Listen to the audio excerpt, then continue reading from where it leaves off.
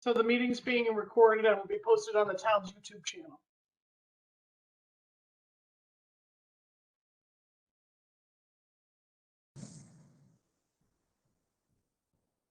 Welcome, Jason. Hey, everyone.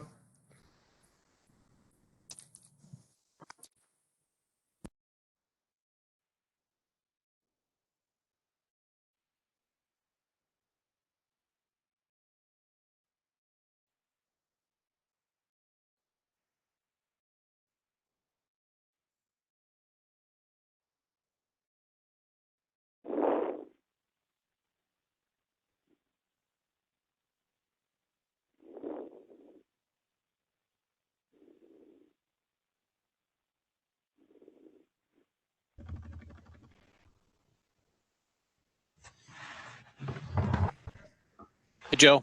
Welcome. Good evening.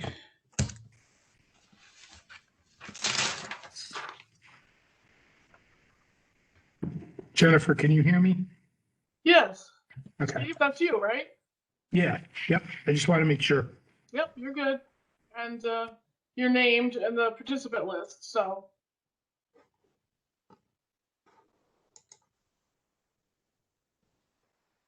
Not a lot of people on camera tonight.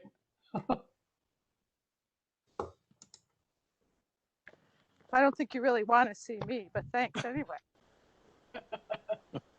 Oh, there's Steve. I liked it when you opened Vermont in the ski lodge. No, I can't hear you. North Carolina today. Oh my. We're going to get started in a minute or two. So those are listening in to just join. We still have a couple members I expect to join, WPCA members. Well, at least one.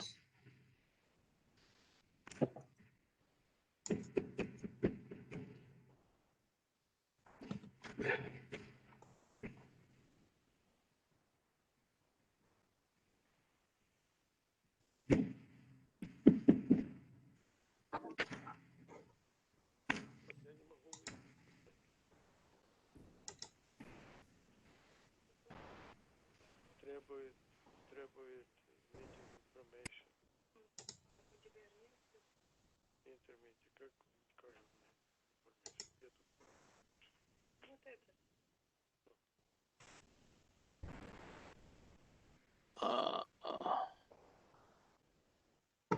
Well, you know what? I think we probably get started. This is Rich Prendergast speaking. This is the Town of Alliance WPCA meeting, regular scheduled meeting. We're going to call the meeting to order now. One of our WPCA members, James Burge, has to be excused from this meeting. He has another conflict. I think we have Randy Nixon that's expected to attend, but I don't see him here. Otherwise, we have a quorum and there's plenty of WPCA members here. The first order of business, I'll just go run through the agenda real quick for those attending. We're going to have the approval of minutes, budget updates. Item 4 is kind of the main part of our business. We'll talk about the Soundview Sewer Miscellaneous Area B, where we talk about the cost sharing agreement status. There's going to be a discussion tonight on the design review considerations that the Design Review Task Force, which is a subcommittee, has been discussing and researching. There's possibly motions to that. One of them is a well abandonment letter project, a grinder pump discussion, and a traffic control plan guidance for bidding the discussion. An update on the Sewer Ordinance Gap. Then we're going to have other items on the agenda of correspondence, new business, public comment, and adjournment. So that's the agenda outline. I'm going to go to item 2, the approval of minutes from March 9th. Can I get a motion from a WPCA member to approve the minutes from March 9th? I'll make the motion. Joe made a motion. Looks like Steve seconded it. Open discussion. Any changes, edits, clarifications on the minutes from March 9th?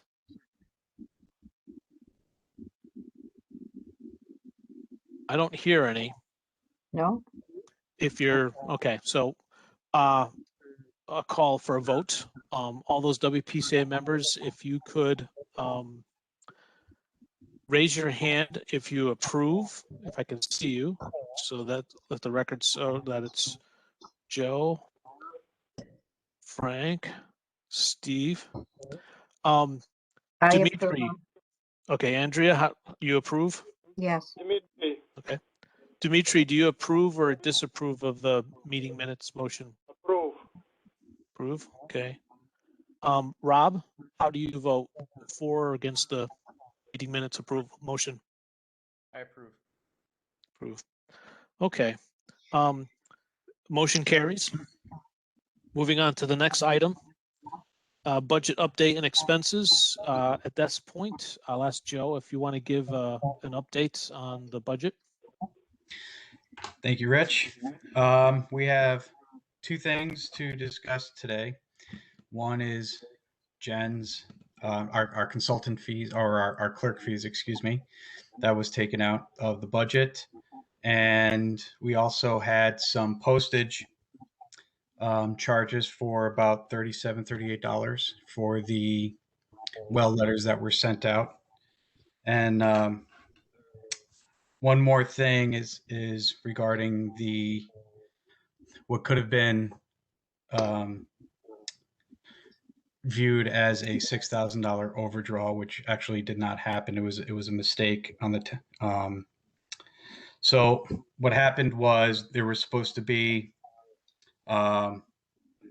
money drawn to from our miscellaneous funds to help pay our consultants' fees. It didn't happen. Rich had gotten on top of that and went to the town to fix that. So we are actually not overdrawn by $6,000, which is a good thing. Incidentally, there's about 30 items over across various boards and entities in the town that are seeing some similar types of activity. And while this is kind of not normal or common, it's possible that this is just sort of what happens during or it's related to this being a COVID year. So for all intents and purposes, our account is not overdrawn. So we'll have a clearer idea of that during our next meeting. Thank you, Joe.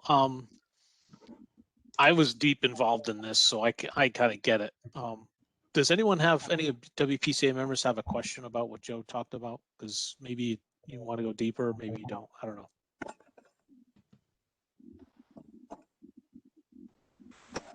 Not hearing anything. So I would just say to repeat what Joe said, we had it overage reported and we questioned it and found out that it was taken out of the wrong account and promised that they will correct it.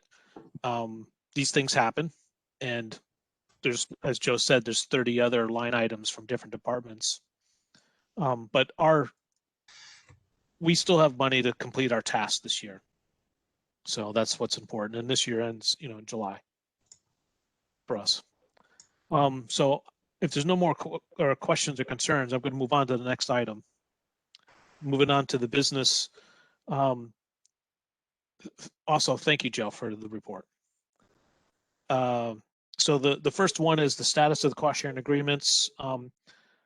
So we talked in the last meeting about developing a strategy for New London, and we have implemented that strategy.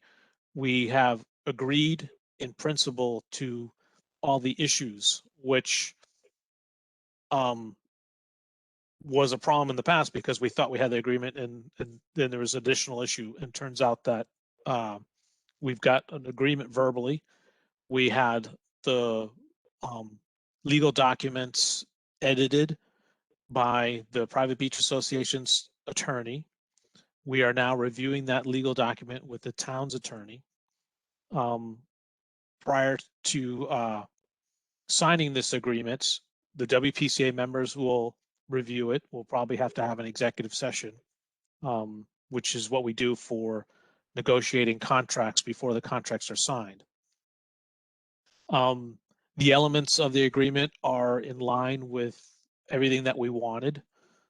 There are some additional things that's I think all parties had to compromise on. I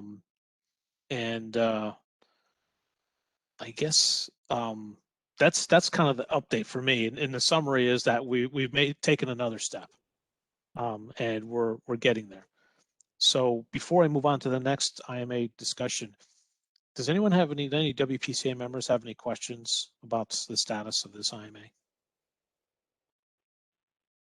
Steve, I think you're either given the peace sign or you want to talk. I don't hear you though. Yeah. Okay, there you go. Do we, I know it's difficult to pin down, but do you have an idea when that may be finalized? That's a great question. I don't have an actual time. And this, I wasn't sure how this is going to work because what happened is it was going slow and then it went lightning fast. So as of like last Friday, I was shocked to get to the updates from the legal team, the Private Beach Association's legal team. I know our legal team, we have a little bit more control over, so we'll get those edits this week. Then we'll send it as a pre-review to New London to make sure that they agree. And we may, if the timing is right, wait till our next meeting, or might have a special meeting to review it. So it's possible within a month, it's possible sooner as far as the timeline. Go ahead, Steve.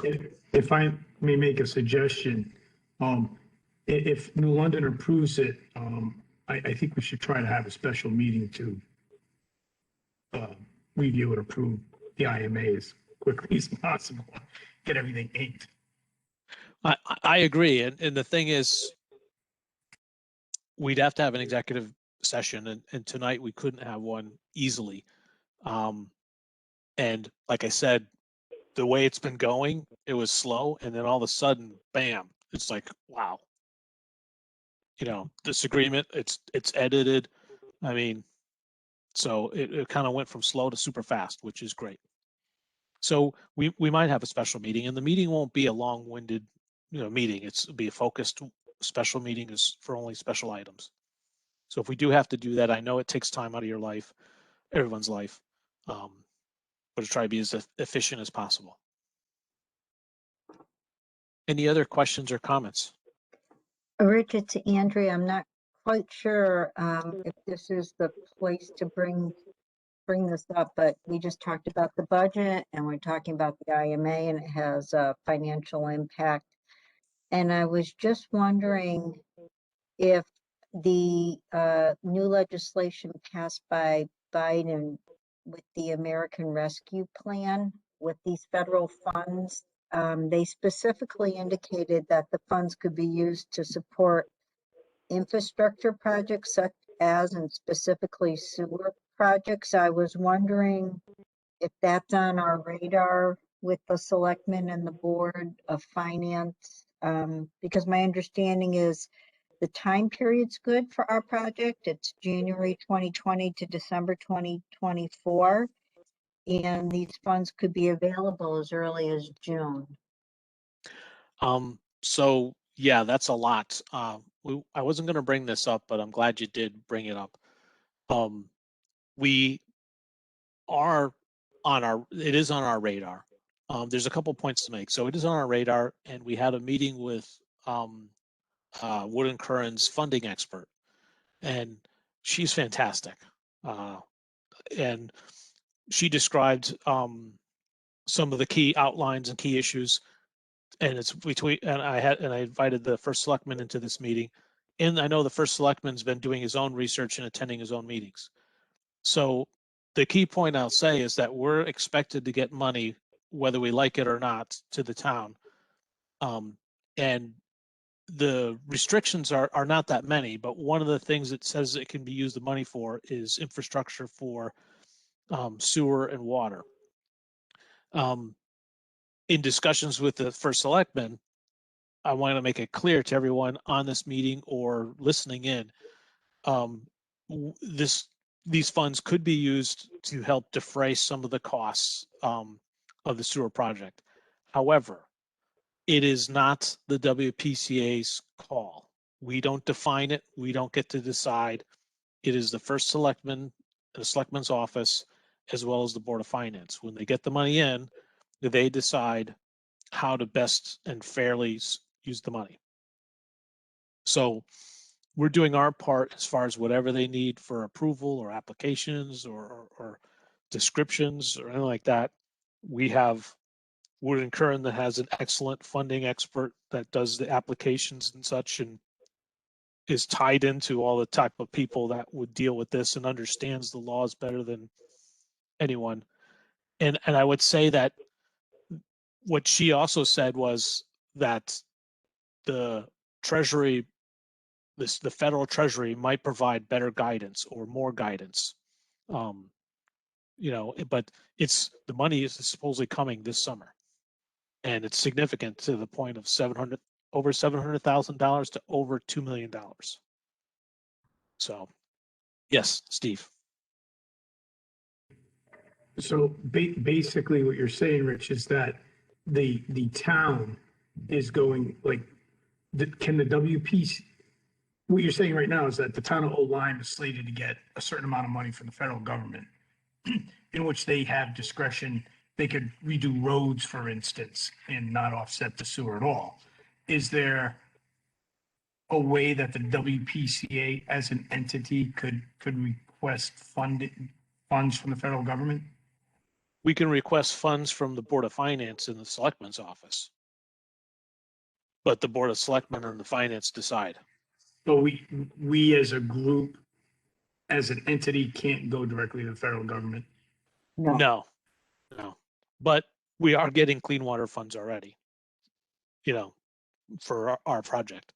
And it's been my mission to try to get every dollar we can, every scenario. And there's projects for like water refunding and water reclamation and solar panels, so it depends. Sometimes the advice I get from Wood & Curran in certain things for this like funding person says, well, you're going to spend this much money to get to put the request in, and you have a 50-50 shot and you might get the same amount of money back. So it doesn't make sense, in some of the smaller ones. But yeah, so we can't request it directly to the federal government, but the town will. And I know the first selectman's plan is to evaluate first, to get the money, see the strings attached, if there are any, and then decide what's best for the town. So thank you. Is there any other questions about this? Okay. I'd like to hand over the microphone to Frank Chan if you want to give us an update on the East Lyme IMA. Hey, so good afternoon, good evening. After last month's meeting, I got in touch with East Lyme, and they asked for the attorney for the Public Beach Association to work on an amendment to allow Old Lyme to join the existing IMA with East Lyme. After this meeting, I'll follow up with the Public Beach Association to see if they have any questions for us. The terms that we discussed several months ago, basically we're getting exactly the same term as East Lyme, the agreement between East Lyme and the Public Beach Association.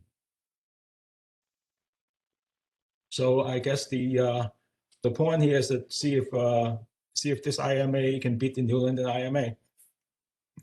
It's not a race, but I'm going to win. Okay. Well, $5. there you go. Okay. It's interesting to note that the same beaches attorney is working on both of them. And I know he's working on a lot of different things. So, they want this as well. You know, while we're talking about this, before we get to the next item, as of like a little while ago, I checked my email. The private beach associations got their approval to go out to bid. At least I think. I read the letter and it says they could do that, but it also says they have to meet certain requirements. And I guess I assume that they've met those requirements. So it's another step that they're taking that we will eventually follow and complete all the tasks that we have to do, like these IMAs, so we can then submit our application to the state, and then the state would review it and then say, okay, you're ready to go back to out to bid for a contractor. So now I'm going to move on to the next item, which is the big item of talk tonight. It's design review considerations. The first up is the well abandonment letter project, and I think that's an update. I don't think there's any issues with that. So I think maybe Frank, do you have an update? I think we have some letters that have gone out, and we have some letters that are going out. Yeah, the last meeting, we reported that 9 letters went out to property owners who have wells, but without connected water. So the second set of letter, I just drafted one, is for property owners who have connected water. That's However, right. they also may have a well. The town record doesn't really show exactly whether it's connected or abandoned. So the letter is requesting status on the well if they are still in use for irrigation.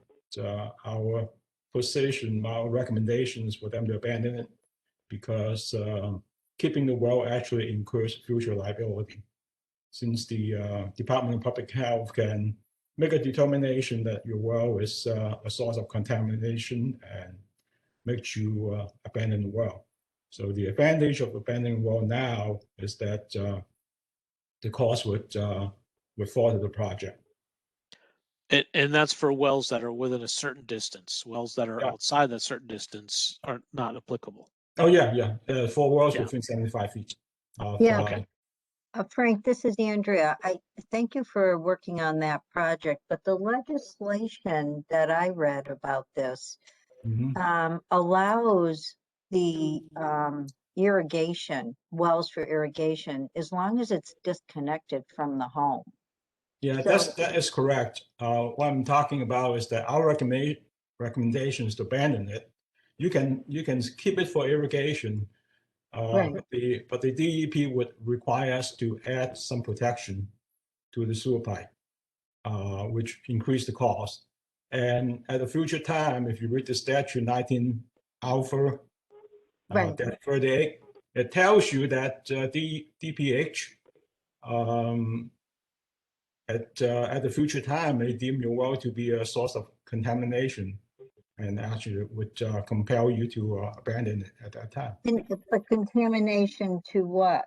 Because what would it be a source of contamination to? Because it's not potable water. No, it could be a contamination from the wellhead. So like when flooding happens, water Yeah. goes down the wellhead and into Yeah. the well and contaminates the well. But it's not potable water. I read that statute and I saw the statement that DPH made. I mean, I think we have to be clear about separating it, because DPH doesn't have jurisdiction over irrigation water. They have jurisdiction over wells for drinking water. And as long as you meet the statute and disconnect it from the home, then it's acceptable, as long as it's not being used for any kind of drinking water. Steve? Thank you, Frank.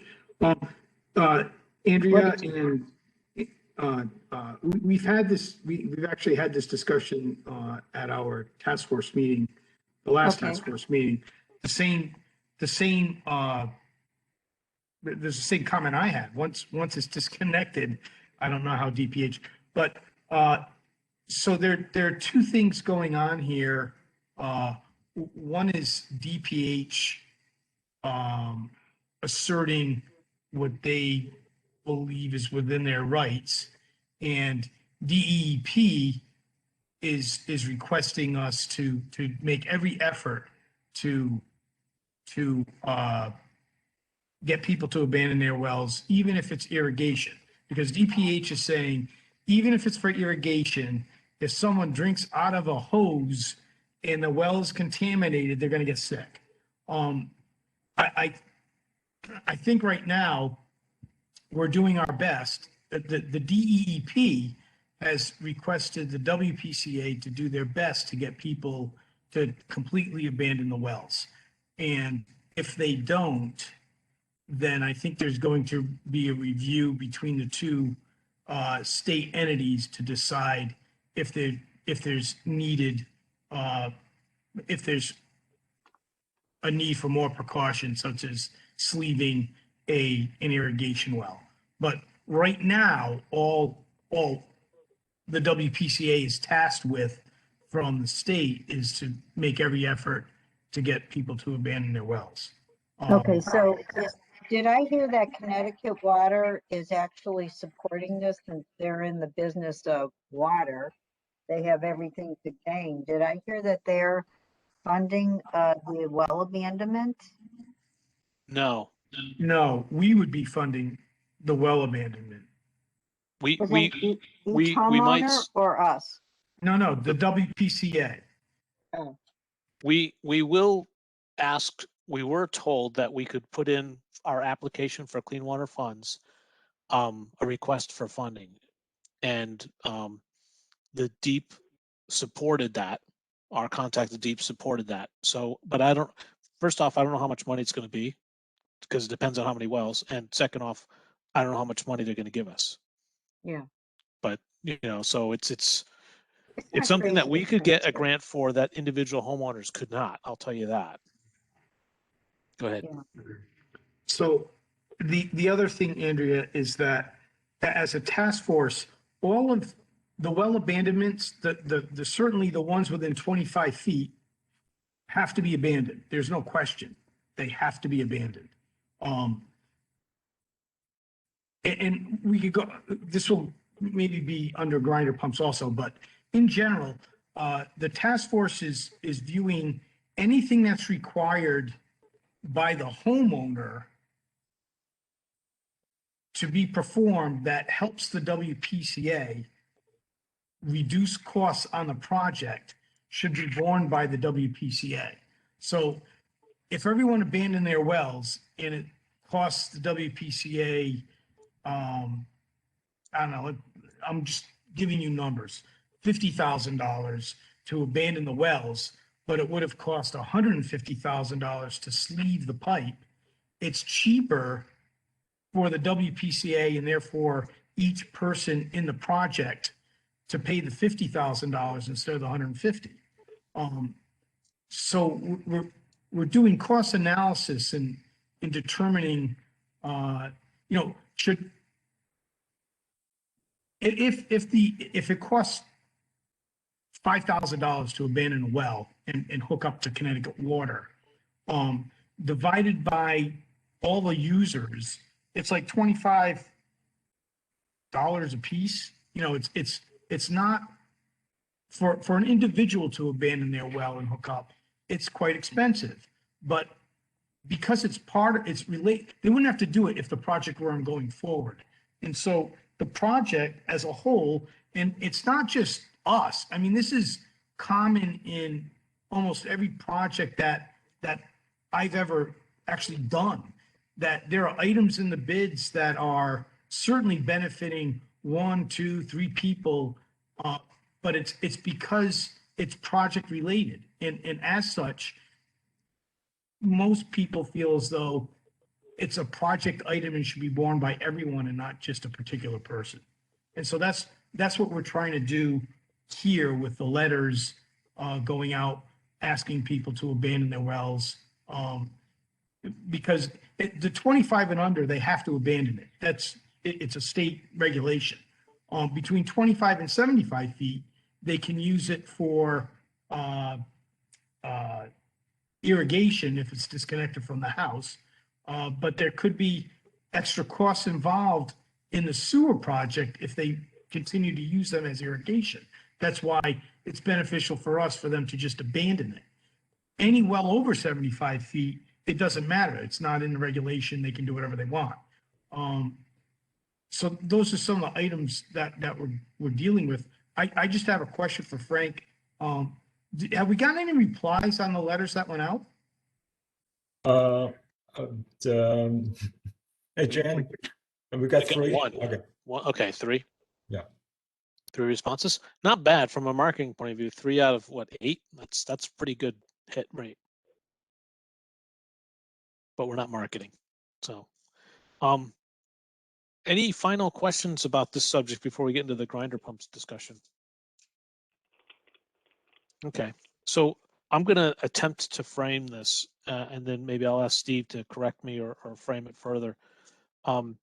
So in the design task force group meeting, there is a discussion about there are some properties, because of where they're located, would need a grinder pump that would be basically push the effluent on a horizontal over to a section of our collection pipe that would then go gravity feed. The issues that involve the grinder pumps are who pays for what, and we had discussions about, I think, a recommendation. And I don't know, Steve, are you ready to summarize the recommendation? Because we ultimately think that after discussion, we might lead to a motion, and after the discussion sometimes helps us make a motion efficient. So, Steve, are you ready to? Yeah, so we discussed the pros and cons of grinder pumps for it's section A and B, but there's, I think, 3 other outliers. But regardless, wherever the engineer determines that it's more cost effective to have a grinder pump versus gravity sewer,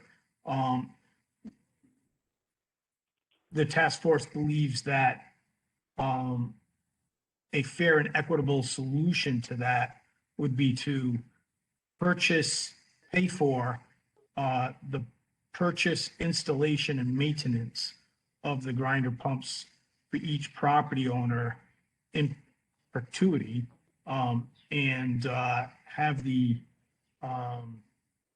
homeowner pay for the electrical costs. There was a comment. We're talking about 9 pumps, I think, or somewhere in that neighborhood. I think there's 9 or 11. Okay. But I mean, it's very few, and relative to the additional cost, I mean, the additional cost to put the sewer deeper to have everyone gravity is astronomical. A lot more than it would cost to have the grinder pumps installed. So that's the motion that we're hoping to put forward. But we would obviously want discussion with the whole WPCA about how they feel about grinder pumps. Like I said, I mean, there would be virtually no cost to the homeowner, except for the minimal amount of electricity that's used on a grinder pump. So why don't we go through each thing that we're thinking about? One is the discussion about should we have grinder pumps or not. That I thought was answered, because what we try to do is a gravity system, and we found, like, connecting to, in one group of houses, Right, to Old Colony's gravity system. We learned from Old Colony's WPCA that they're not really interested in that. We learned from our engineers that we would have to spend significant money that would be more expensive than the grinder pumps, because we'd have to extend Old Colony's plans, their pipe, beyond where they have now. And the other conditions that we'd have to have every homeowner there abandon their well and get Connecticut water, and then give permission to read the water meters, and then have to get meters for effluent, which we're told are not really effective when the flow is inconsistent. So we're going with grinder pumps, it seems, as the only option. That's one thing. That's not really kind of a discussion point, but the discussion point is what Steve was saying is grinder pumps. Do we buy the grinder pumps for the homeowners? That's one item. Do we maintain the grinder pumps for homeowners? That's the second item. And does the electricity be paid for by the homeowner? And I think maybe we break those into three components and have a discussion to see if anyone has any issues. So the first one is, do we buy the grinder pumps? How does anyone feel? Does anyone have questions about that?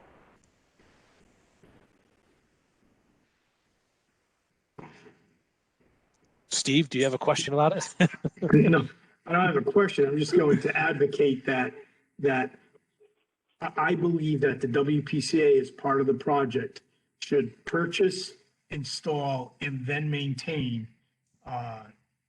all grinder pumps in the system. So.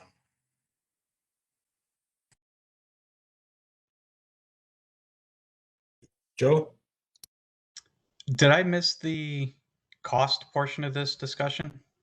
Do we know how much this is going to run us if we go with Steve's suggestion? I have the internet, but I defer. Maybe Steve, you have better experience. I would think that until the items are bid, we don't know the cost. I know how much a grinder pump costs, but I don't know how much the contractor would charge for installation. But I believe the last number that we had to lower our sewer was close to $1 million, and it's not going to be $1 million.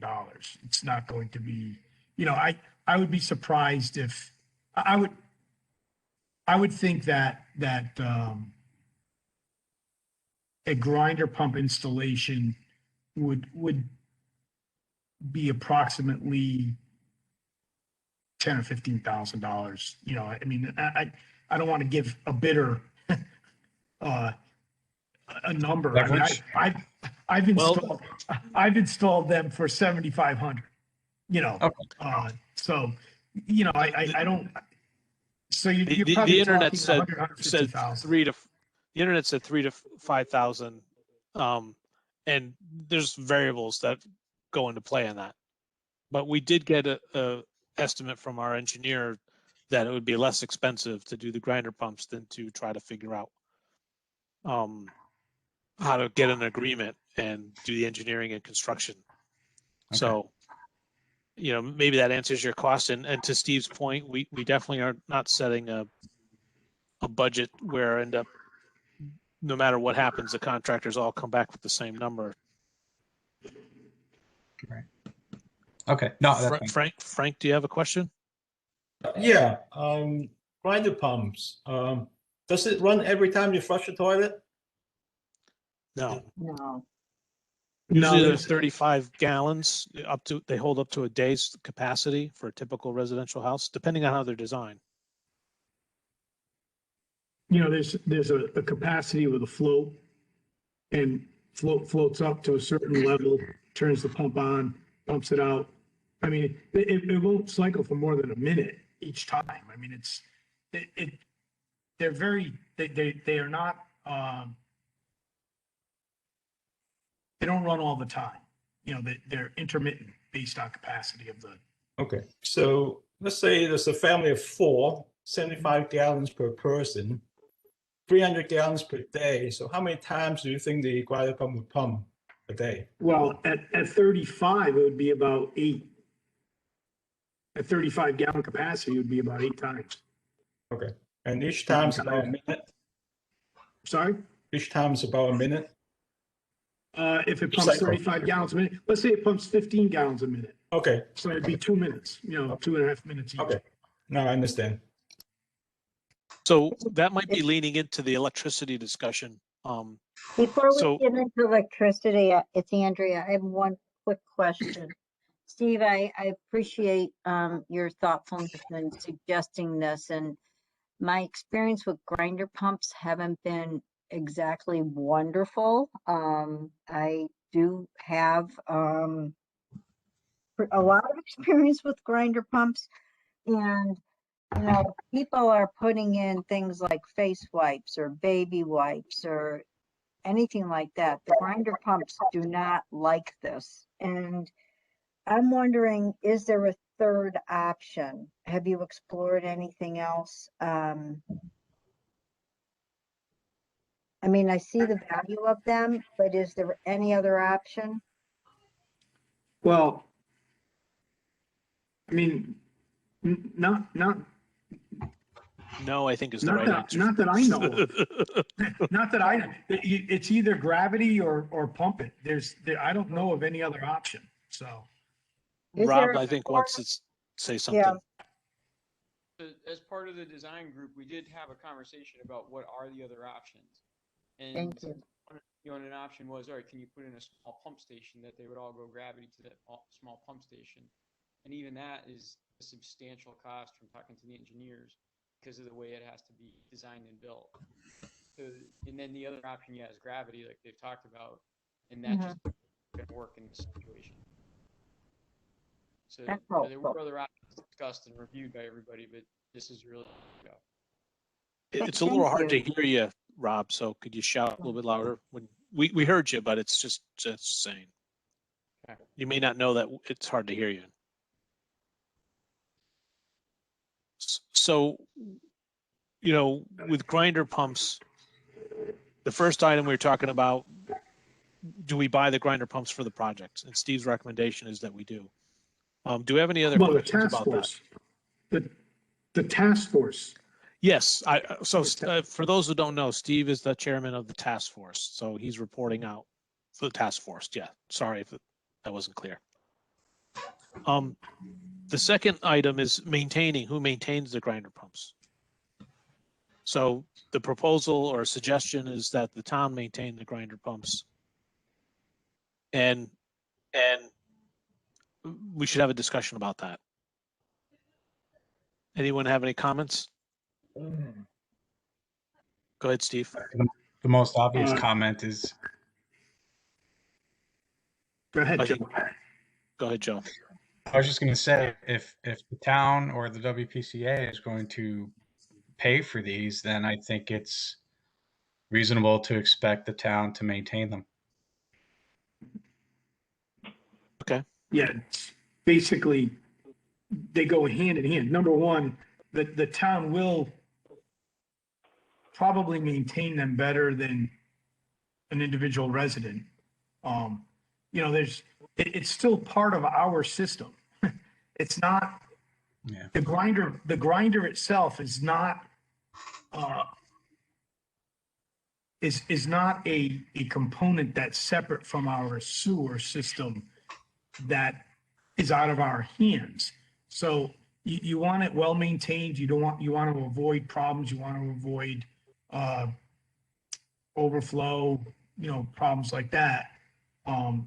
It's in the task force's opinion, we believe it's and I believe Wood & Current also indicated that you get better maintenance and less problems in the long run if it's maintained by the WPCA and not the individual homeowners. Will the grinder pump be on the owner's property? Yes. Yes. Ooh. So Andrea, in your experience, does the town own the grinder pump or No. does No, it's the homeowner. I would bring up a point that I'm on the task force and I am not in favor of the town maintaining the grinder pumps from the point of view of, well, my experience is different around equipment breakdown insurance. You open yourself up to a bunch of liability, number one, and you now set up complicated requirements of doing inspections and entering the property. All those things can be resolved, but I don't think it's normal to have grinder pumps maintained by the town or maintained by the WPCA. And we're opening ourselves up to, well, a lot of liability and unplanned costs. So I just throw that out there. But that's why we're having this discussion. Yeah, I've never seen this, but can the grinder pump be in like town property? Everyone I've seen is in the house. Can it be Well, town property? No, This- we'd have to buy property, and that's, if we were to Yeah, do that. I don't see how we're gonna maintain them if it's in the homeowner's house. It would be in It's the not- homeowner's house or in their yard. It's, these pumps are not installed in the house. It's not a sump pump. Well, some No. could be, but I don't know what our plan is. So Wow. explain. The grinder pumps all the grinder pumps that I've installed for sewer are approximately 6 feet high. They're Yeah. installed in the ground. They have a capacity and they have, telemetry to tell you if something's going wrong with them. They're not, it's not like a sump pump in your basement. They have a hatch on the top that you take off to access whatever the problems may be. Yeah, Yeah. yeah.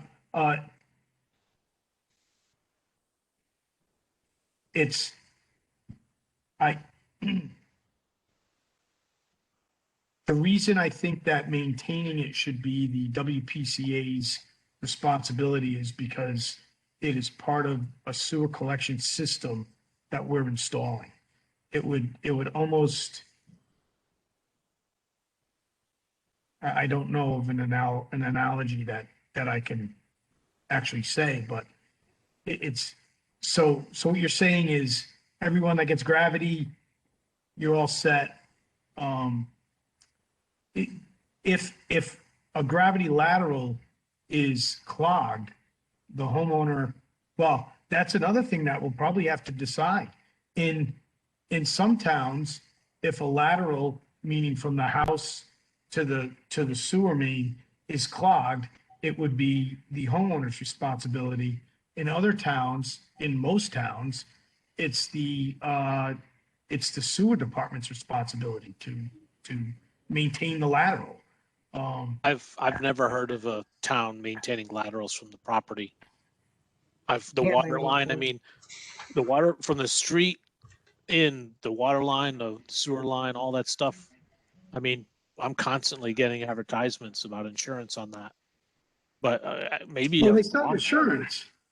They sell insurance for that. I'm not saying that damage caused by that isn't covered by insurance. I'm saying that a lot of towns, when your lateral is clogged, they'll go out and clean it. They'll find out what's wrong with it and repair it. At least from the curb line in. Some towns, Middletown,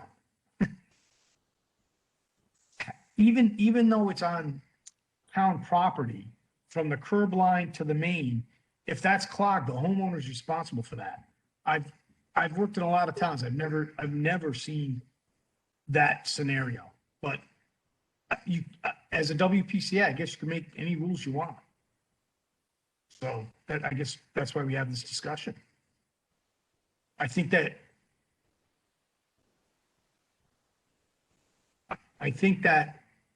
everyone is better served to have a person, an entity, be in charge of maintaining part of your system than 9 individuals maintaining part of your system. But that's my opinion. Okay, so we're on the item about who maintains the pump. Do we have any other questions, concerns about who maintains the pump? The grinder pump?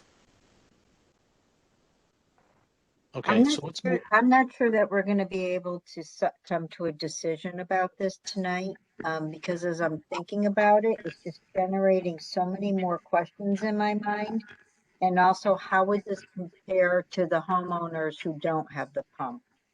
Well, So- that's what our discussion is tonight, and I was going to ask for a motion to try to move forward. And Okay. we could have a discussion, say we're not ready, or we could vote and fail the motion because we have people that vote against it because they A, don't approve it, or B, they need more time to research it. So, you know, What are some of the other questions, Andrea? So here's my biggest, all right, so it sounds like to me, and I might have this wrong, but Steve, it sounds like you want to install the pump, right? And then maintain it. But for all the other homeowners, my understanding is the homeowners are tasked with the cost and expense of connecting up into the street. So why is it that the folks that are having the grinder pumps, okay, so I'm okay with purchasing it for them because I can understand the whole cost analysis thing. But when we're getting into installing and maintaining, I think we're setting up two different standards. You can talk me out of this, but it sounds to me we have two different standards. well, Well- it's that there's two different situations too. Yeah. So, Yeah, you know, and if you're in a hooked perfect- up to, go ahead. if you're hooked up to Connecticut water and you have a lateral and the power goes out and you don't have a generator, you can still use your toilet and water. If you That's have a right. grinder pump, and the power goes out and you You don't have a can't. generator, you won't be Yeah, able to you use your can't. water or sewer very long. So, and they'll be paying for electricity. Oh, we're going to get to electricity in a minute. Right. So there is a cost savings because they don't have to pay someone to hook them up. But you have to understand that this line is it would go into it's a different thing. You're not going to have a lateral. Well, I guess you could have a lateral coming out and then hook into it and go down. So they. I don't think They're they're two getting an different unfair advantage. I mean, they're not getting a gravity line. They're getting something Right. different. I'm sure that if they had their choice, they'd want a gravity line and pay Yeah. for the hookup. So it's a different it's a different scenario entirely. How And many of these are there? Like what percentage? 9 to 11, I think. Jason may know the exact amount. Yes, that's correct. There's 9 in the northeast area of town area B, and then 2 on the northwest, so 11 total. 11 total. Of what, we're up to two, how many, do we have 200 almost or 170? How many? We're 220? 270 EDUs if you're talking Yeah, about. 270. So it's a small percentage. Okay.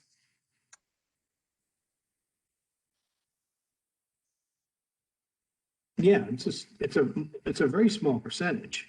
Yeah, that's what I'm looking at. It's like 4% at most. Yeah. Yeah, but you know, we don't know if we're going to so we're talking about the who maintains it. We think that the costs are I think well the Google told me the costs are $3 to like $7,000, and I think Stevie said that that's not a reasonable amount of money for a grinder pump installation.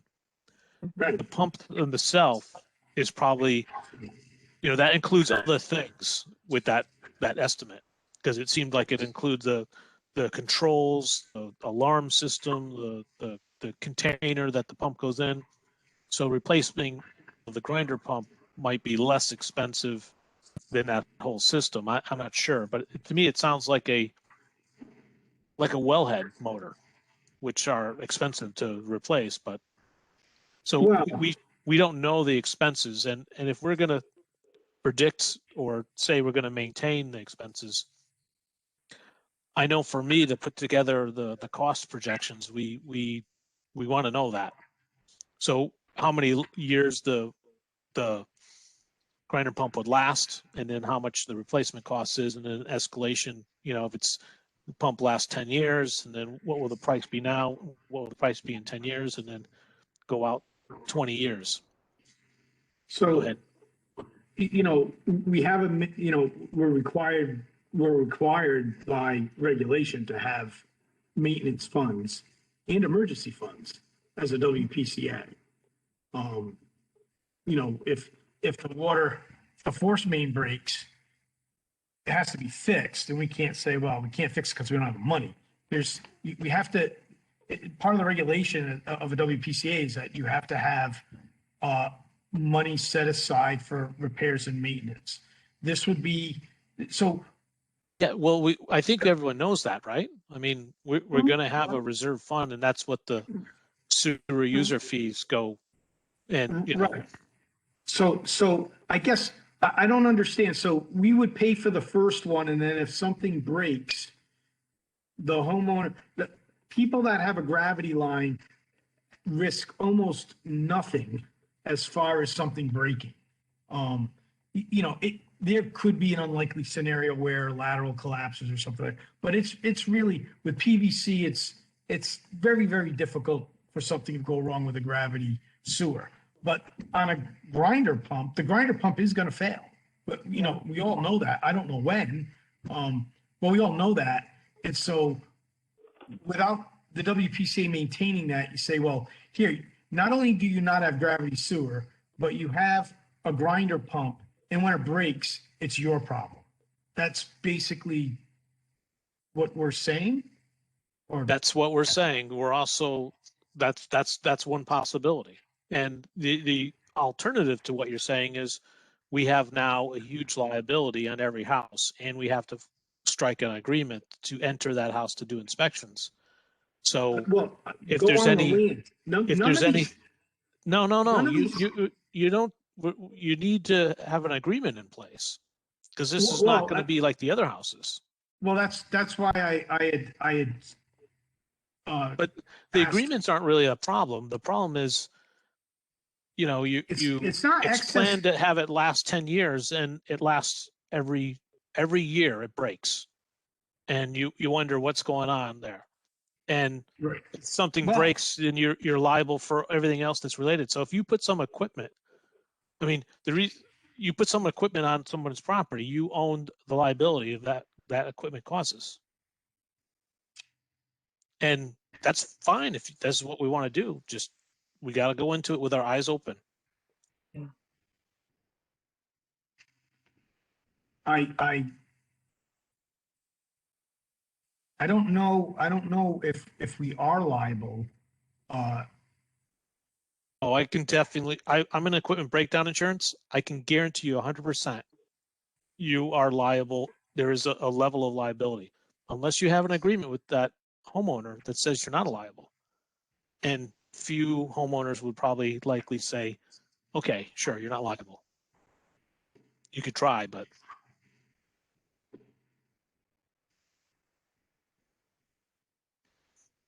No, I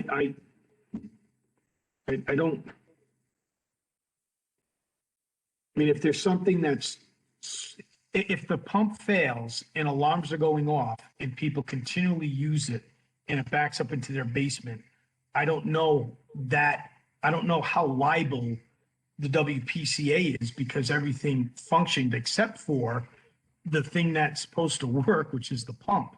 But I don't know about liability law, Rich. I don't know. I don't think anyone, if everything is working and the alarms say don't use it, it's broken. I don't know many people that want to ruin their house with sewage, but whatever it is. I don't think anyone whatever- would intentionally do that. I didn't mean to suggest that. Whatever the liability and whatever the cost is, I believe the WPCA should accept that as an operating cost. Because that's what we're asking. We're forcing someone to use a system that they may not want. I mean, so I put in 27 of these in East Lyme. And it was long after, the sewer and other grinder pumps were installed because the individuals had to be taken to court and forced to put them in. Not a good job to bid. I wouldn't ever bid on one of those jobs again. But, people don't want grinder pumps because of this, what we're talking Well, about. in those grinder pumps, how many of those were paid for by the city? All of them. It was a town bid. It was a town bid. I bid on 27 of them. Oh, And they so the even- town owned those grinder pumps, or did they Yes. donate? No, the town that's good. owns That's them good and to is know. responsible. Because I've And is never heard of a responsible for town that owned grinder pumps. The internet, that I looked at, and I'm not an Mhm. expert, I couldn't find any examples where the town owned the grinder pumps. it. Would we be able to recognize Jason to get his? Yeah, sure. As he's not a WPCA member, but he is our consulting engineer representative. Although I don't see his name here anymore. I see see. Vinny him. Perez he's still is there. logged in like 4 times. Jason is right. I see Jason. Yeah, I see Okay, Jason. Is he muted? Jason, Hey, yeah, I'm still here. can you provide some guidance as to, whether WPCA's maintain these things, whether they own them? Can you give a percentage of WPCA's that own them, don't own them, maintain, don't maintain? Yeah, I mean, we can get that from, E1, that's the leading manufacturer, but I would say that, the majority are maintained by the town or the WPCA. Probably 2/3 to 75%, I would guess based on my experience. I I stand can't, corrected. I can't believe I'm gonna say this. It sounds like heresy. But since there's only 4%, up to 11 homes, could they also have the option to opt out of the sewer project and use a septic? Well, we just need to get the state to approve that, and they basically said no.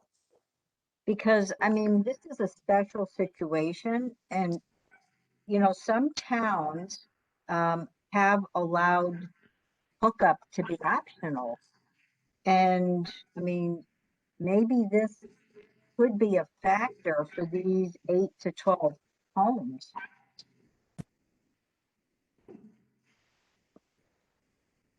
Well, I think one of the reasons we're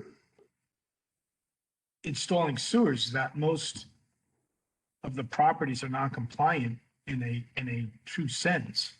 Right, that's if- true. if- And I if agree with these- that. Right, so if these properties are non-compliant, I would doubt the DEP is gonna say, well, because you don't want a grinder pump, we'll let you go. Well, part of our issue was density. So if we're taking care of the other 260 properties, it's such a small percentage, it may. Andrea, the answer is no. Okay, I just thought I'd bring it up. It will No, come up. it's okay. But we've had discussions early on about what we could get for exemptions, and they're not willing to It felt budge. like heresy, but I just felt like I had to say it. Yeah, no, that's what this discussion is about. that's- So I think maybe we can move on to the electrical part. And I think the discussion electrical was who pays for electricity. And the question, the internet says $30 to $40 a year. We had a feedback from one person that said that they're paying $188 a month, which seems to be very high. And I think, Frank, you were starting to do the calculations in your head, Yeah. probably, or on paper. Yeah, it's Well, based on information from Steve, it's a 35-gallon holding tank. So for a family of 4, generates about 240 gallons per day. So the pump would run 8 times for a period of about 2 minutes each time. So let's round it up to, let's say it runs for 24 minutes per day. So that's, and the pump, those pumps are typically 2 horsepower. 2 horsepower is about 1,500 watts or 1.5 kilowatts. So for each day, you burn about 0.6 kilowatt hour of electricity. So 30 days a month, the cost of electricity would be $3.60, which is about $40 a year. Now there are a couple of issues. Now, That was But three, seasonal. Frank, that was $3 per month and $30 or $40 a year? yeah. Okay, thanks. Go ahead. And that's if So- it's 12 months. Say again? That's if it's 12 months. Many of these are seasonal. Yeah, that's fine. That's the Right, maximum. right. Just up about. So it's, so the electrical cost is minimal, for the most part. And it's unrealistic, to have a separate electrical system to run 11 homes. So, typically what I've always done is the grinder pumps are integrated into the person's household electricity. I don't know if it's not possible for the WPCA, as far as I know, to meter that electricity and pay it back to the homeowner. But no one's ever, that's not their complaint. Spending another $3 a month on. Well, grinders. we're talking about electrical at this point, so, you know, Correct. the The complaint isn't components lead electric, us up to, you know, a motion that we could right? explain. So that usually the complaint isn't about electricity, it's about actually having to use a grinder pump. That's the general complaint. Once they have the grinder. Let's focus on the electricity part. So what I'm hearing is, at least in my perspective, it's difficult for us to do electric connection that the town would own. It's not that expensive. Is there anyone that wants to say that we should, or the pro to say that we should own the electricity?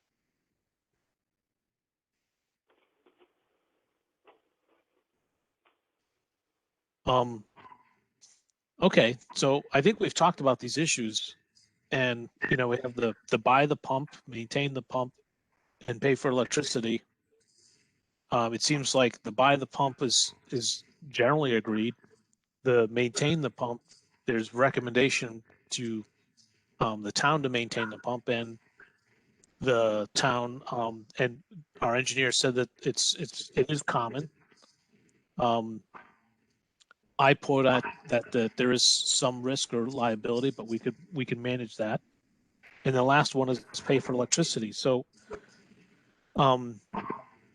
are we at a place where we feel comfortable someone making a motion and then discussing it and passing it, or are we at a place where we're saying we need to delay and have more discussion or more research? So, Frank, you have your hand up. Yeah, it's a comment on the electricity. My calculation is based on about 20 cents per kilowatt hour. We actually have some of the most expensive electricity in Connecticut.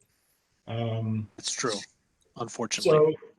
So if your power consumption is much higher than that, usually there are a couple of problems. Either your float is not working, your control system may be off, and you might have a shaft that's binding. So all those are abnormal conditions of that pump. So if you have Or you have a running toilet. Mm-hmm. Oh yeah, a running toilet. So, so that would account for a higher than normal electrical consumption. Steve. I think, as much as I'd like to just make one motion, it may be better and at least provide guidance to what we're incurring, if we separate the motions out, because if everyone agrees that we should provide grinder pumps or we're going to use grinder pumps, they can at least design to that. They don't really care who's going to pay or maintain them. And then, so I don't see anything changing here, as far as the facts that have been laid out. They are what they are. I don't think there's going to be a surprise witness from somewhere coming in saying, this is something everyone forgot. But to further this along, maybe we should break it out into purchasing, installing, maintaining, and then the electrical component. And That's see if actually we have- that's a really good idea, Steve. That kind of makes it into smaller pieces that can be digested. So I'd like to make a motion that the WPCA purchase and install grinder pumps for the 11 properties that are identified by Woodward and Curran. Well, by the properties that are identified by Woodward and Curran that require grinder pumps. Is that your complete motion, Steve? That's one of my complete That's motions. okay. One of your complete. So can I have a second? So I think Frank's hand went up first. Open discussion. Does anyone need to hear the motion again? No. I just want to confirm that this motion ends with the payment and installation of the pumps. It doesn't go any further. Correct. Okay. It's the motion was to purchase complete and install. Purchase and install complete. So it's Okay. hooked up to the system. Thank you for that clarification. Any other comments, questions, concerns? Wish there was another option, but it doesn't seem like there is. Okay. All right, so I'm going to call a vote. And for those WPCA members in favor, if you could raise your hand until I record it, and then I'll call the individual ones. Okay, so those that are for this motion, please raise your hand. Joe, Steve, Frank, Rob. Andrea, are you for this motion? Yes. Okay. Dimitri, are you for this motion? Yes. Are there any against this motion? There's not, so the motion carries. Now that was the one motion. Is there another motion? Steve? I'd like to make a motion that after installation, the Old-Lyme WPCA be responsible to maintain the grinder pumps for the individual properties. Do you want to clarify about, well, okay, I think that's clear. Can I have a second on that motion? Rob, seconded. Open discussion. Does anyone have concerns, questions, clarifications?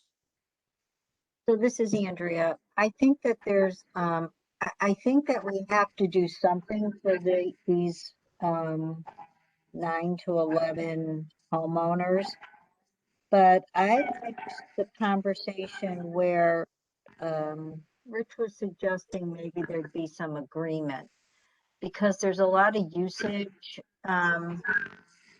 issues that could really be messing this, affect what the maintenance would look like.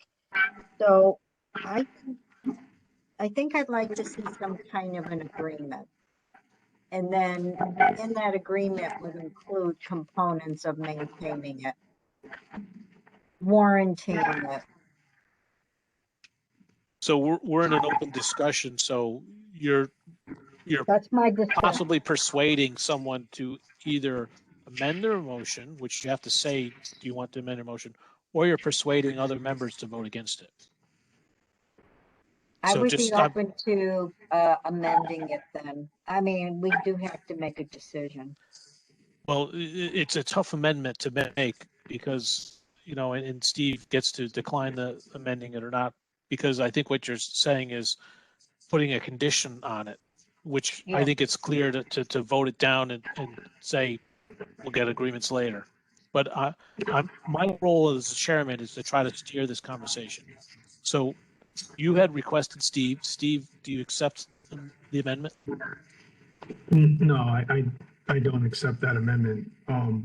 With all due respect, Andrea, I don't see, however, I would like to say, and I brought this up at the last meeting, maybe the meeting prior, with Frank redoing the sewer ordinances, I think there should be something in the sewer ordinances that gives the WPCA the right to go on someone's property for maintenance purposes of grinder pumps.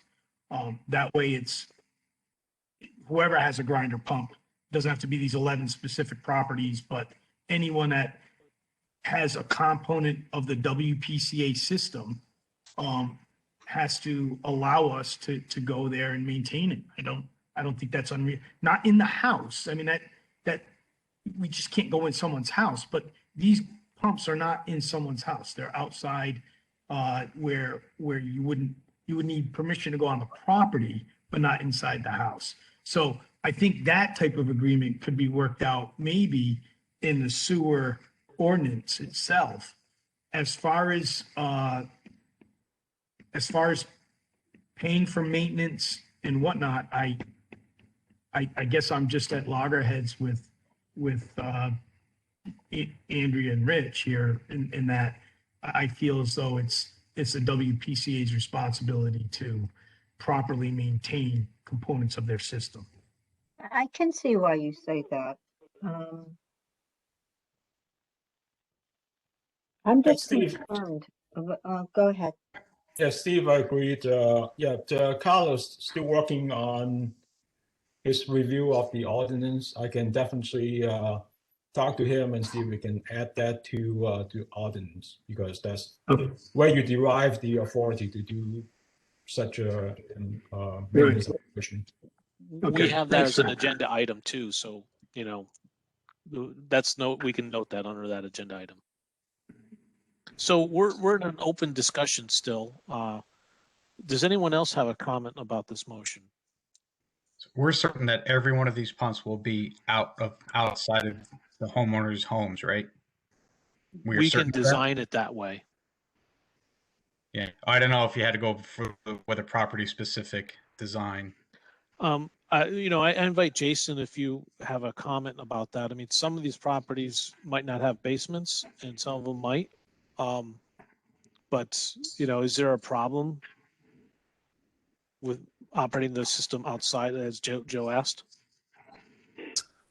No, that's where they go, 99% of the time in my experience. If there's room for a septic field, a septic tank and leach field outside, they have, these are much smaller than that. So typically they go immediately adjacent because that's where the plumbing is already.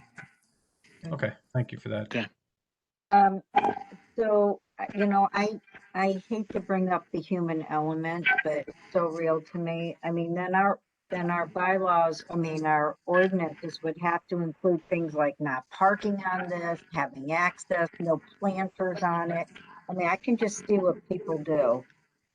I mean, we just need to have access to it. We would have to have an agreement that, or in the ordinances or some other agreement that says we have right to access. And, you know, as far as driving on it, we'll get the design, and I think the design will be robust enough that people can drive on it. I think, but, you know, so we'll have to work all Okay. those details out, but that's not really part of this motion. I think we Right. have a highline motion to guide the wood and current so they can do the design documents. There are other issues that have to be resolved that might come before us again, but at this point, I think we're the motion is, do we maintain these grinder pumps on behalf of the resident? So any other comments, concerns, questions? All right, I'm going to call for a vote. So if the WPCA members that are for this motion Could you raise your hand while I record it? And Jennifer too, and then, so raise your hand if you're for it. Okay.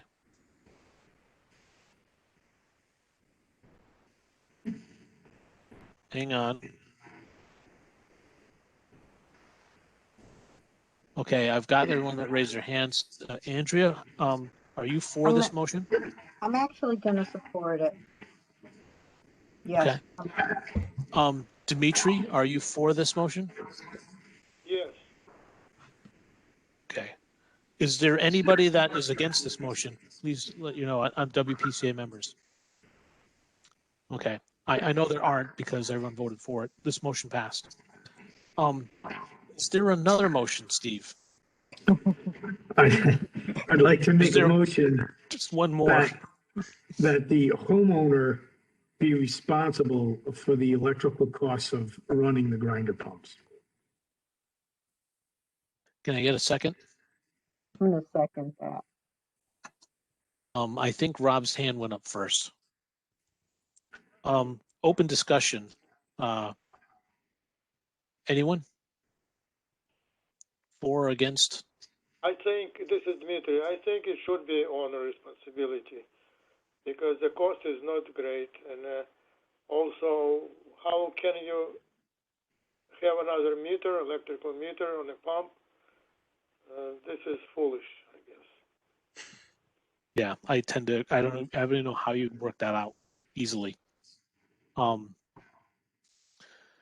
Any other comments? Okay, I'm going to call for a vote. For those in favor of this third motion, could you raise your hands? Joe, Frank, Andrea, how do you vote? You're for I'm this in motion? favor of it. Yes, I'm Okay. in favor. Dimitri, how do you vote? Are you for this motion? Vote yes, owner responsibility. Okay. Any opposed?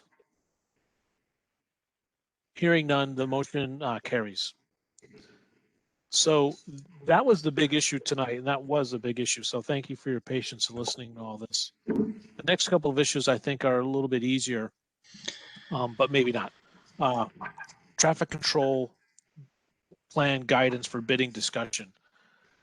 I think the design task force had a discussion about this, and I don't know if there's a motion or anything. I think it might be an update.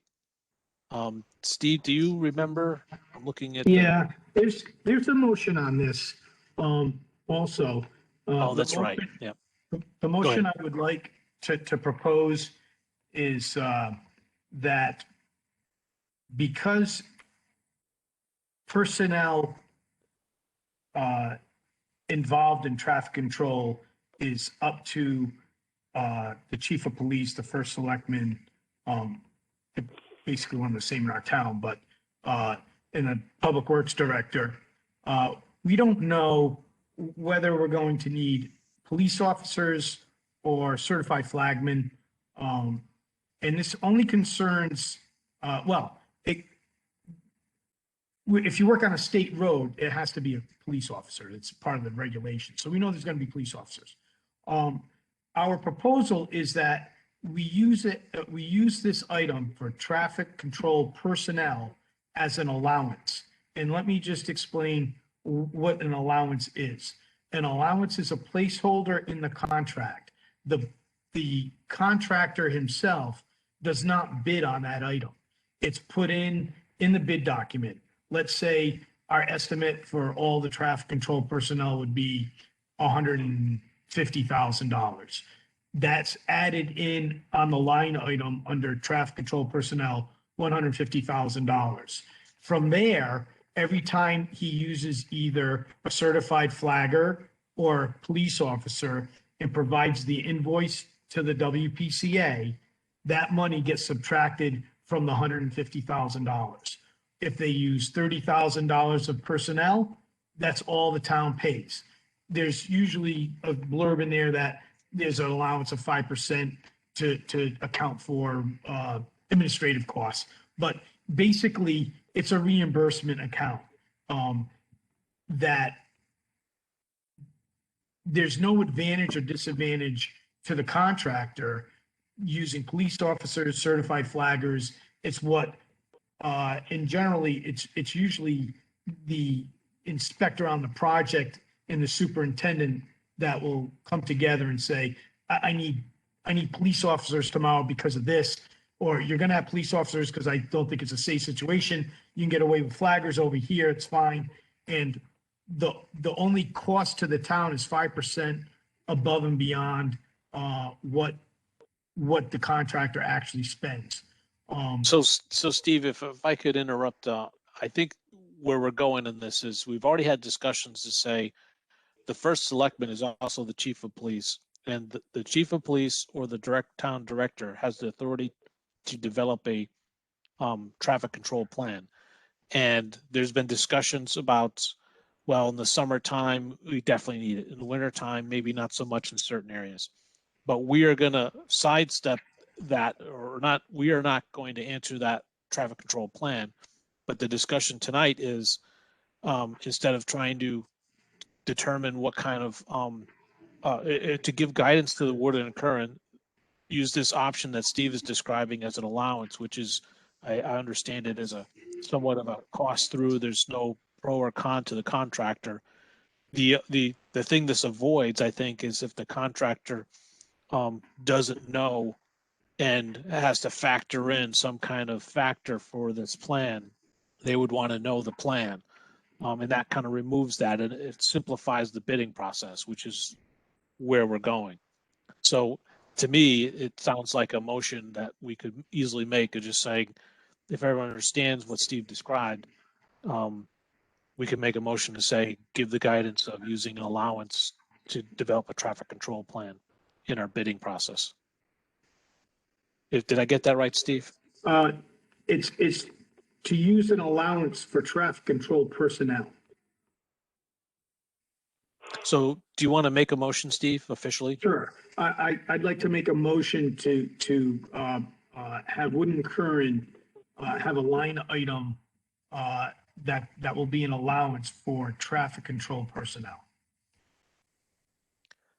Can I get a second? Rob's a second. Open discussion. Any concerns, questions, clarifications? You've thought of a lot of things. Thank you. I'm not hearing any discussions. If you're trying to speak, I'm not hearing it. So I think I'm going to call for a vote now. All those in favor of this motion, please raise your hand and I'll record it.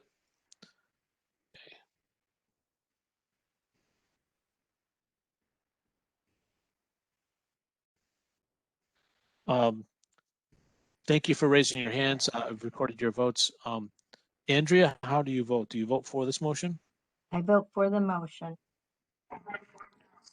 Dimitri, how do you vote? Yes, I will vote for this motion. Any opposed to this motion? Hearing none, this motion carries. Thank you, Steve, for putting this together, running the design task force, and then summarizing it and giving us the feedback. I appreciate it. Now we're moving on to the review of this Sewer Ordinance Gap.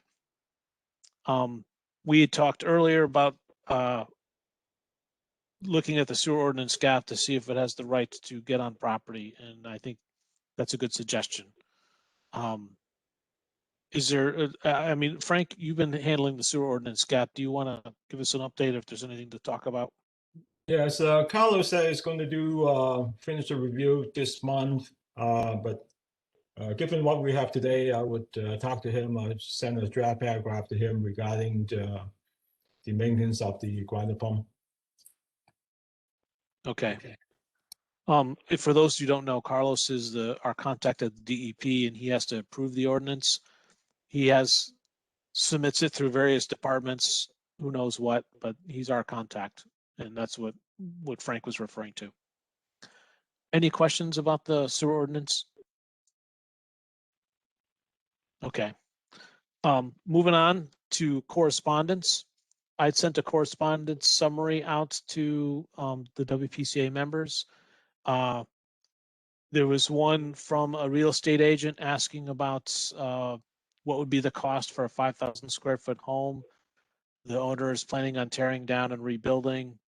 And I explained where to find the cost estimates, and I explained the PowerPoint that described this and pointed out that the cost estimates will likely change. They're not finalized because those estimates were all based on estimates of the project costs, on the agreements, on the design, the construction.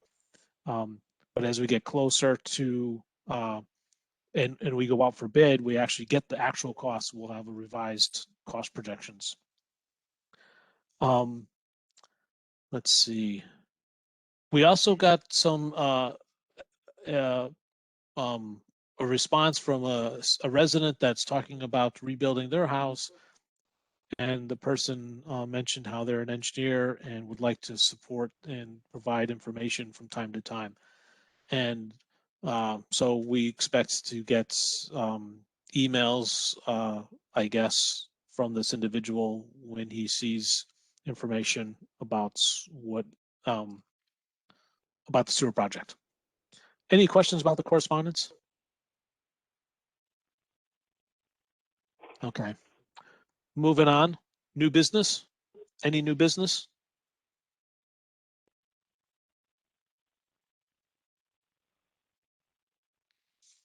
Okay, I'm not hearing any. Moving on to the next item, public comment. If you haven't done this before, virtually is a little hard to do. So what you could do is if you could just say your name and we'll recognize you and you can speak. We prefer the comments about the sewer project. We might ask to limit your time depending on the subject and how the length of it is. We will take all the public comments. We will close the public comment session. We may or may not respond to the public comments. We do value the residents providing public comment. We do listen to it. We may not always agree, but with that, I will open up. Does anyone want to make a public comment? And Jennifer, I think you're already on it. You've unmuted everyone. Very good. So would anyone like to make a public comment? If you could just say your name and we'll recognize you. This is Mary Daly. Can you hear me? Yes, Mary, you're recognized. Go ahead. Thank you. So in regard to electrical costs for pumps, I do have a grinder pump on one of my rental properties. It did cost me $188 last month. I'll be glad to provide you the Eversource bill. The bill runs usually between $10 and $14 a month. And that only it's an owner meter. So it's separate from everything else except the grinder pump and 2 light bulbs in the basement, which we seldom turn on. So I can tell you that for a fact. I can prove that to you. But that's not really the issue. The issue is the liability of the pump. In my experience with grinder pumps, I own my grinder pump. My town does not provide maintenance for it. The only reason really why it fails is usage by my tenants. And I pay for that. It's very expensive. It's you cannot live in that property when the pump is not running. You have to turn the water off right away. Drain works, I can provide you those bills as well if you'd like to see them. They're extreme. And it can happen just because, like Andrew was saying, a few wipes or paper towels, anything that shouldn't be down there can bind your grinder pump. And from that point on, you're pretty much out of business. Backup occurs. I think I sent you this whole scenario, Jim, and I'm surprised, Steve, I'm surprised it's not in the minutes. But it's common. It's not unheard of. So the liability is massive. If you own the pump, if you install it, you own it. And I'm surprised you're making decisions tonight without asking for legal advice from your town attorney, because I think the liability and what you're stepping into is going to be huge. It's going to go way beyond the scope of this project. Thank you. Thank you, Mary. Anyone else like to comment? Dennis Maluzzo. Dennis, you're recognized. A couple of questions. Starting off at the beginning of the meeting, we had the budget update. Why aren't we having budget updates with dollars and cents instead of without any numerical evidence? This is not the way to let the residents have a general idea as to how much you're spending. We used to have it when there was a different treasurer or secretary, whatever Louisa Grogan was, and then it seemed to disappear. And it seems to keep coming back to that non-existent dollar amount. I would like to see that come back to play. Regarding the grinder pump, what is the physical size of the chamber for the grinder pump? Everybody's being myopic. The town owns 10 feet of your front lawn. Every house. Can the grinder pump fit on town property? And if it can fit on town property, then you don't need to gain access to the customer's house. And like I mentioned at the design task force last 2 weeks ago or a week ago, you can run cable to a central place where the 9 houses are in the northeast corner of miscellaneous B, and run cable for the other 2 houses and have your emergency generation area right there. You don't have to worry about if the customer is home, not home. As soon as the alarm goes off, WPCA has to fix it. Okay, and I was disheartened with the fact that Mary Daly's correspondence was not read into either the design force, the task force minutes, or the minutes today as correspondence. That's what I have. Thank you.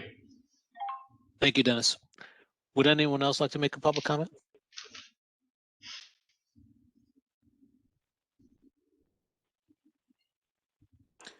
If you're trying to speak, I can't hear you.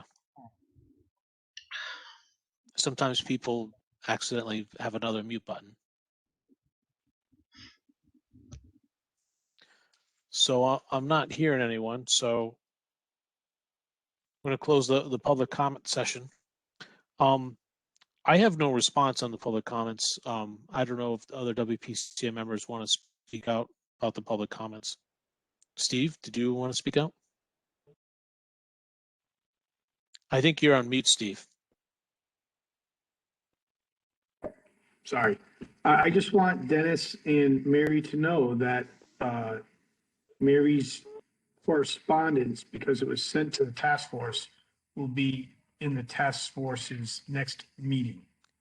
It came too close prior to, in my opinion, to review after the agenda was sent out. So the next task force meeting, it will be included, so there'll be a record of it.